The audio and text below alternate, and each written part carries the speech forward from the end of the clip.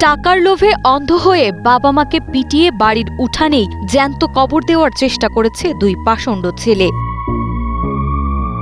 জমি বিক্রির টাকা দিতে অস্বীকৃতি জানানোই বৃদ্ধ বাবা মায়ের উপর নেমে আসে এই অমানবিক নির্যাতন।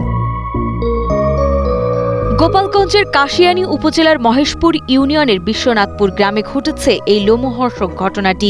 অভিযুক্তরা হলেন সাত্তার মোল্লা ও আসমা বেগম দম্পতির বড় ছেলে রাসেল মোল্লা ও মেজ ছেলে রানা মোল্লা। ভুক্তভোগী বাবা সাত্তার মোল্লা ও মা আসমা বেগম দীর্ঘদিন ধরেই পৈতৃক সম্পত্তি নিয়ে ছেলেদের চাপ ও নির্যাতনের শিকার হয়ে আসছিলেন।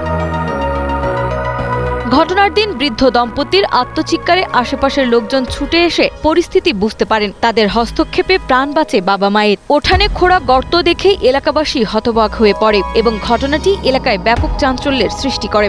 এই ঘটনায় পরদিন বাবা সাত্তার মোল্লা বাদী হয়ে কাশিয়ানী থানায় লিখিত অভিযোগ করেন। অভিযোগের ভিত্তিতে পুলিশ দ্রুত অভিযান চালিয়ে অভিযুক্ত দুই ভাইকে গ্রেফতার করে। পরে আদালতের মাধ্যমে তাদের জেল হাজতে পাঠানো হয়।